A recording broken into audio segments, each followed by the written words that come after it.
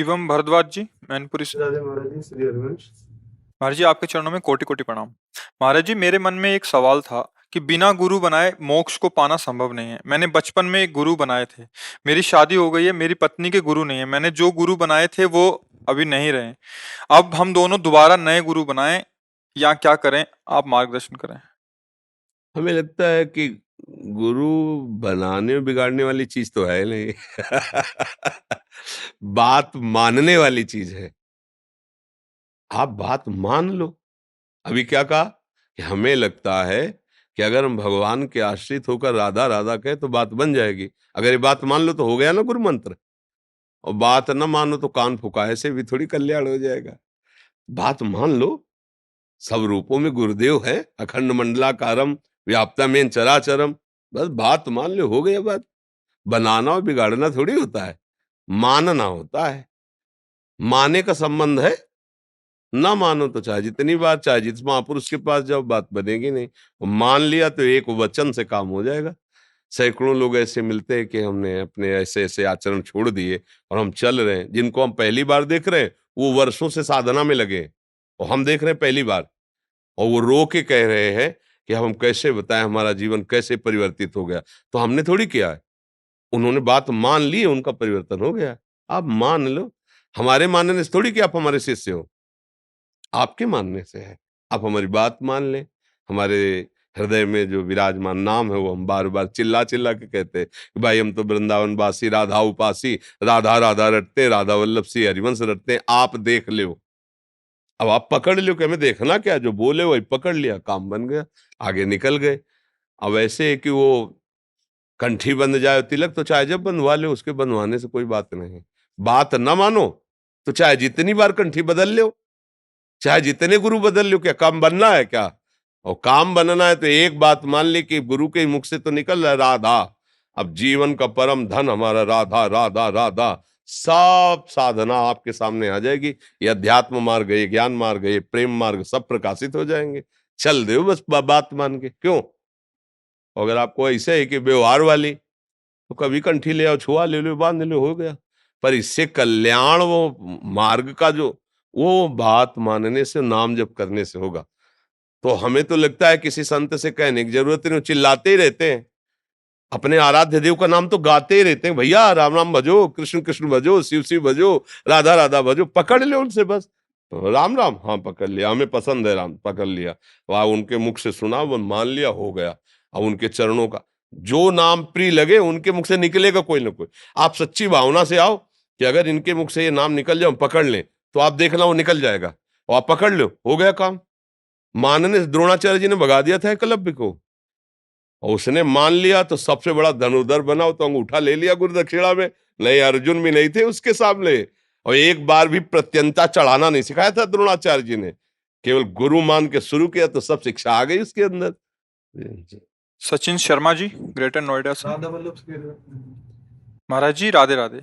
आपके चरणों में कोटि कोटि नमन।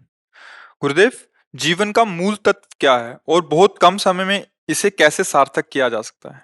कृपया मार्गदर्शन करें। तत्त्वम अस्य। अब बच्चे हो, प्रश्न तो बहुत हाई स्थिति का है। साधन पक्ष पता नहीं कितना तुम्हारा है। जो मूल तत्व है, तत्त्वम अस्य। तत् जो, त्वम अश, वही हो। बस इसी में तन्मय हो जाओ। स्थूल दे पांच भौतिक, सूक्ष्म दे मन बुद्धि चित्त अहंकार पांच ज्ञानेंद्रियां, कारण दे सतोगुण रजोगुण तमोगुण जनित स्वभाव, इन तीनों का त्याग करके तत्त्वम अशि। अब जितनी जल्दी तन्मयता कर ले उतनी जल्दी प्राप्त हो जाए। अब ये बात जब प्राप्त करने की आई तो ज्ञान के पंथ कृपाण के धारा धारा परत खगेश लगे नहीं बारा। जो निर्विघ्न पंथ निर्वाही सो कैवल्य परम पद लाए। फिर क्या करें? सहज रूप बताओ। सहज में तो हे भगवान, हम आपके आश्रित है, मैं बहुत नीच अधम हूं, करुणा निधान। आप ऐसे मार्ग में चलाओ जिससे मेरे अच्छे आचरण हो और सदैव आपका भजन हो, इससे कल्याण हो जाएगा। इसमें गिरने का भय नहीं रहता, क्योंकि करो सदा तिनके रखवारी, जिम बालक राखे महतारी।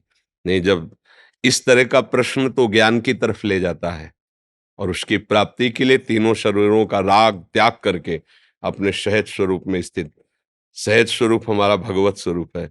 अब ये बहुत कठिन बातें हैं, अभी खान पान विषय भोगो तो धर्म से हम कर नहीं पा रहे हैं, फिर शरीर के राग का त्याग तो और कठिन। तो क्या हुआ, हम जैसे हैं हे प्रभु आपके हैं, और राधा राधा राधा राधा, सब बात बन जाएगी, सब बात बन जाएगी। क्यों, क्या पसंद करोगे? राधा। राधा राधा। तो इसमें क्या है कि जैसे एक बहुत बड़ा समुद्र है, मगरमच्छ, बड़े बड़े जीव जंतु, और उसमें तैर के जाना, ये है। लील जाएंगे, एक से एक मगरमच्छ है, वो बहुत मजबूत जल जहाज, आराम से बैठ के उसमें तरंगे देखते हुए जाना। ये दो मार्ग है, एक मार्ग है ज्ञान, और एक मार्ग है भक्ति का। भगवान के आश्रित होकर उनको पुकारते हुए, सारे कर्म उनकी आज्ञा से करते हुए, उनको समर्पित करते, वो परम धाम को प्राप्त हो जाता है। ये है नौका पे चढ़ के चलना, और वो है तैर के चलना। अब देख ले, भुजाओं में दम हो तो कूदे, अपने को बचाए और बचा के निकल जाए। कोई बिरला ही निकल पाता है। और ये नौका, ये ऐसा है कि अधम, जिनके आचरणों को अगर कहा जाए तो बड़ा ही, वो भी परम पद के अधिकारी हो गए, वो भी भगवान को प्राप्त हो गए आश्रय लेकर।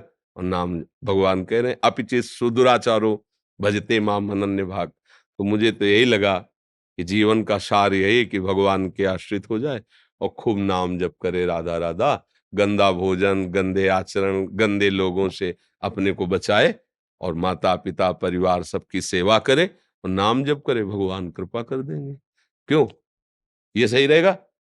हाँ, नहीं, उधर की बात को तो फिर उसमें कसौटी लगती है कि आप अधिकारी हो कि नहीं। तो सही बात, जब कसौटी लगेगी ना, तो सोना निकलेगा नहीं, केवल मिलावट ही मिलावट समझ में आएगी कि लग रहा था सोना पर निकला सब पीतल ही। क्योंकि अपने लोगों की स्थिति न धर्म में है, न पवित्रता में है, न जितेंद्रियता है, न उस कोटि का तप है जिससे हम शुद्ध ज्ञान को समझ पाए। तो एक ही बात, हम जैसे हैं प्रभु के हैं, और राधा राधा राधा राधा राधा। मुझे लगता है ये सहज मार्ग है जिसमें भगवत प्राप्ति हो जाती है जी। दलजीत सिंह जी गुड़गांव से। वाहेगुरु जी, राधे राधे। प्रभु जी, आपके श्री चरणों में कोटि कोटि दंडवत प्रणाम। गुरु ग्रंथ साहिब जी ने संत व महापुरुषों को बहुत ही आदर सत्कार से निवाजा है। इसी से प्रेरित होकर सौभाग्य से आपके द्वारा कहे वचनों को सुनकर ऐसा महसूस हुआ जैसे कि आप गुरुवाणी को ही सरल भाषा में समझा रहे हैं। आपके द्वारा नाम सिमरन की विधि अथवा उसके गुणों का व्याख्यान करना मुझ जैसे कलयुगी जीव को सात्विक बल प्रदान कर रहा है। संत द्वार पर प्रभु ने लाकर खड़ा किया है, तो यहाँ से खाली हाथ नहीं लौटना चाहता। आपके श्री चरणों में हाथ जोड़कर प्रार्थना है कि मन, बुद्धि व अंतःकरण की कमजोरियों से बचा रहूं। अतः जो भी मार्ग इस जीवन के बचे हुए हैं, उस वांछा से बची हुई हैं, प्रभु के सिमरन में निकले वो, और इसी मार्ग पर चलते रहने का आशीर्वाद प्रदान करें। वो तो आशीर्वाद है, भगवान ने मनुष्य शरीर दिया, और सबसे बड़ी बात, गुरुवाणी का आश्रय दिया। जिसने गुरुवाणी का आश्रय लिया और गुरुवाणी का मनन किया, उसमें कोई भी सद्गुण की कमी नहीं रह जाती।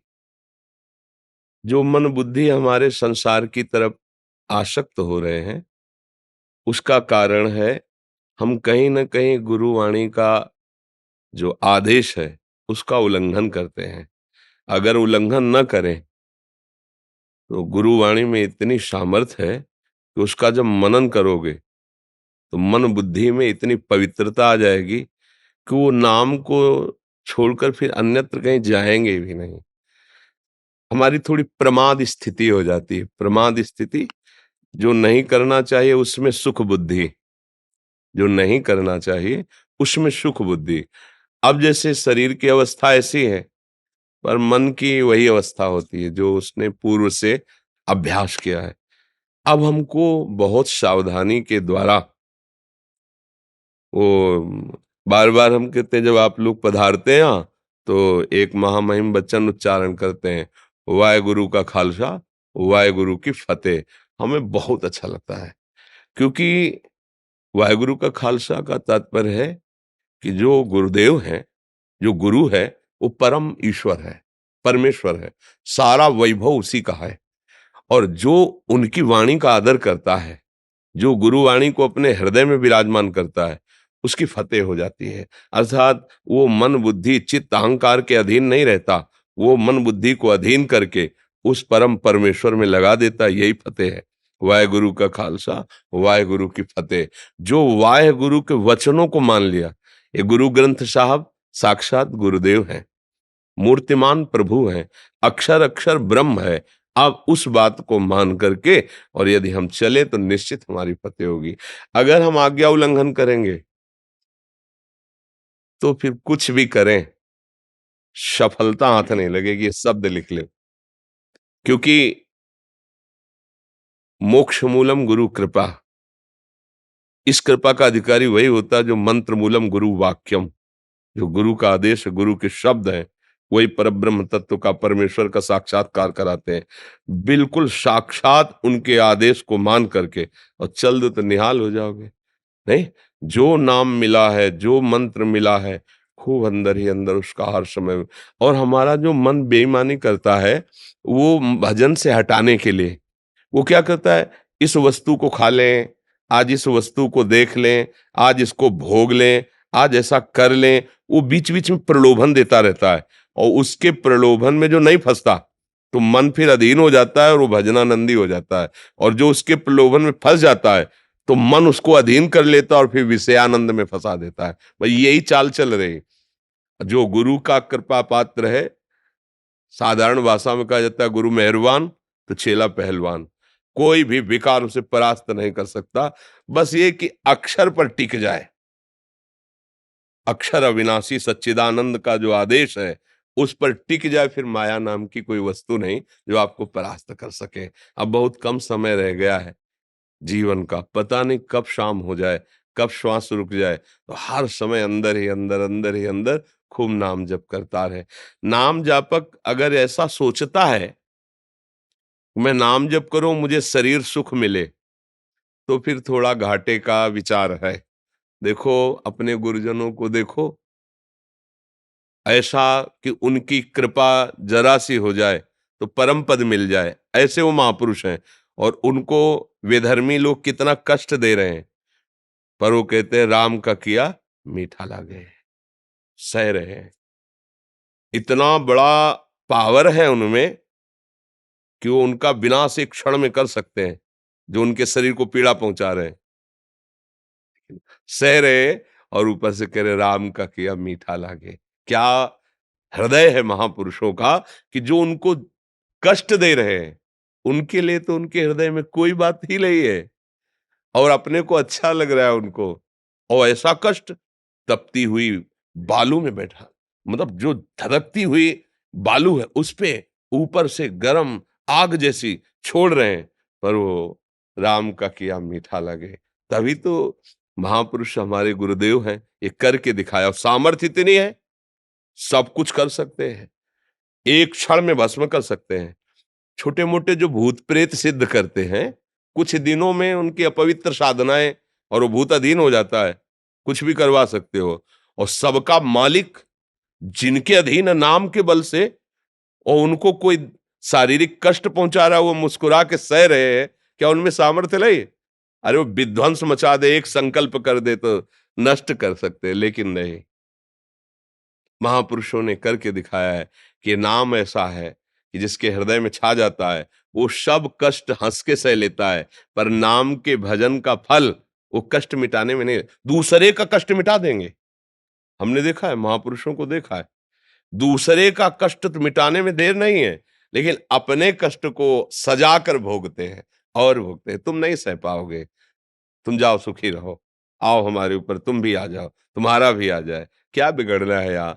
जहाँ 100 वहाँ स्वभाव से क्या अंतर पड़ रहा है? लेकिन तुम भजन करो, तुम स्वस्थ रहो, जाओ सुखी रहो, भजन। ऐसा संतों को देखा कि दूसरे का कष्ट स्वयं ले लिया, लेकिन अपने कष्ट को उन्होंने मिटाने के लिए कभी कोई ना संकल्प किया ना इच्छा की। तो इस मार्ग का पथिक बड़ा सूरवीर होता है। हमको इस तरह से चलना है कि चाहे कोई गाली दे, अपमान करे, चाहे हमारा मन ही हमको जलाए और भोगों की तरफ खींचे, लेकिन अब नहीं। हम अब तो नाम की लौ लग गई। अब नाम की हमारे अंदर स्मृति सुमिरन की वृत्ति आ गई। अब इसे नहीं छोड़ेंगे। जो त्रिभुवन की राजलक्ष्मी देने पर भी आधे पल के लिए भी अपने प्रभु का स्मरण सुमिरन नहीं छोड़ता, वही परम महाभागवत कहा जाता है। वही संसार पर विजय प्राप्त कर लेता है। बड़ी कृपा है और खूब नाम सुमिरन करो और गुरु वाणी के आश्रित रहो। गुरु वाणी देखो, गुरु गुरु है। आप हमारे बोलो, पराये बोलो, उनके बोलो, गुरु गुरु है, यही शब्द लगता है। सदगुरु गुरु यही लगता है ना, तो वो एक ही है। वो एक ही है, उसे कुछ भी नाम दे के पुकारो, वो एक ही है। इसीलिए हर समय नतमस्तक होकर गुरुवाणी का पालन करो, अपने आप निहाल हो जाओगे। अब मस्ती आ जाएगी, अद्भुत मस्ती आ जाएगी। देखो, हम सबके शरीर एक ही पंचभूत से बने हुए हैं। पोशाकें अलग अलग हो सकती हैं, घाट अलग अलग हो सकते हैं, लेकिन जिस रस का स्वादन करना है वो परमेश्वर एक ही है। चाहे कुछ भी बोलो, अलग अलग पंथ, अलग अलग ग्रंथ, अलग अलग मंत्र, लेकिन जो ग्रंथ पंथ और मंत्र है, उसका कंत माने इष्ट ईश्वर, वो एक ही है। जब ये बात समझ में आ जाती है ना, तो फिर ये भेद की जो मेड़ है ना, वो सब हट जाती है। फिर पूरा चराचर जगत अपने ही स्वामी का पसारा दिखाई देता है और वो आनंदित होता है। जैसे अपनी जबान से अपनी दांत कट जाए तो किसको दोष देंगे, ऐसे ही वो पूरे विश्व को अपना स्वरूप देखता है। अगर उसे कोई काटे, मारे, पीटे, तो किसी को दोष वो सह लेता है। भगवत आनंद में इतनी सामर्थ्य है, वो सब सह लेता है। श्रुति शर्मा जी, श्री रुड़की हरिवंश से। गुरुदेव भगवान। गुरुदेव, आपके चरणों में कोटि कोटि प्रणाम। गुरुदेव, आपने 1 जून के सत्संग में बताया था कि घोर विषय को तारने में समर्थ है, बस वृंदावन का आश्रय ले लो। जो बाहर हैं उन्हें जब समय मिले तब वृंदावन आ गए तो वृंदावन वही गति प्रदान करेगा जो यहाँ के वास करने वाले को है। मैं भी घोर विषय हूँ, बस मैं अपने आचार्य श्री हरिवंश चंद्र की हूँ। मैं जब कभी वृंदावन नहीं आ पाती तो मैं देववन चले जाती हूँ। वहां जाना मेरे आश्रय में कहीं कमी तो नहीं महाराज? नहीं नहीं, अपने आचार्य की लीला भूमि है, एक ही बात है। निष्ठा में रहो, पर वो निष्ठा और आश्रय का मतलब है जिसका हमने आश्रय लिया वो हमारे चिंतन से नहीं हटना चाहिए, वो हमारे चिंतन में बना रहना चाहिए। चिंतन ही प्रधान वस्तु है। अगर हम चिंतन कर रहे हैं प्रियाजू का, प्रीतम जू का, चिंतन कर रहे हैं वृंदावन का, तो हम वृंदावन में ही हैं। हमारा जहाँ चिंतन होता है वहीं उपस्थिति मानी जाती है। जी हाँ, बढ़िया बोला है। प्रयास किया है, बढ़िया बोला है। पूरी ऐसे भरी हुई है। हाल है, ठीक है, अच्छा है। जी।